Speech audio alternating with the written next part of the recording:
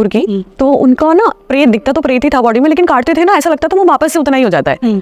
और बहुत टाइम हो गया चीजें, जब एक दिन ढंग से डीप चेकिंग के लिए हम लोग बैठे, डीप स्कैनिंग के लिए, तो पता चला उसके बॉडी से रिलेटेड उसके सूक्ष्म शरीर को पकड़ के इंद्रजाल में बना रखा है उसको। इंद्रजाल समझते हैं षटकोण क्रिया होती है, उसमें आपके सूक्ष्म शरीर को एक किसी भी वस्तु में डाला जाता है, जैसे वुडू क्रिया होती है ना डॉल वाली, जैसे आटे की, बेसन की और कपड़े की। कपड़े में भी 3 प्रकार की होती है, व्हाइट, ब्लैक और रेड। रेड वाली तांत्रिकों के बंधन के लिए हम लोग यूज करते हैं, ब्लैक वाली क्रियाओं को समाप्त करने के लिए या फिर क्रिया करने के लिए इस्तेमाल की जाती है, और जो व्हाइट वाली होती है वो पूर्ण पक्के मारने के लिए होती है, सेम रेड वाली भी मारने के लिए होती है। तो ब्लैक वाली नॉर्मल सभी यूज करते हैं, कोई ठीक करने के लिए करता है, कोई कर क्रिया करने के लिए करता है।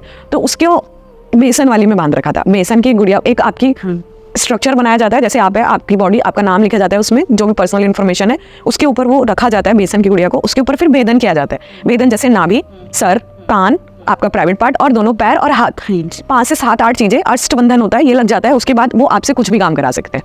तो ये इस तरीके से काम करती है षटकोण क्रिया। ये इंद्रजाल उसके अंदर पूरी तरीके से फैला हुआ था, और जैसे जैसे हम निकाल रहे हैं ना, नई नई चीजें आ रही, तो वो बहुत वाव केस था। और हमने बहुत कुछ सीखा भी उससे, कि सिर्फ एक प्रेत को आप नहीं डिफाइन कर सकते कि हाँ हमने एक प्रेत काट दिया और ठीक हो गई बॉडी, नहीं, पीछे से तांत्रिक भी एनर्जी, अपनी जागृत एनर्जी, वो बैठा है पीछे से पूजा कर रहा है और उसको वहां से एनर्जी मिल रही है और वो बार बार एक्टिव हो जा रहा है।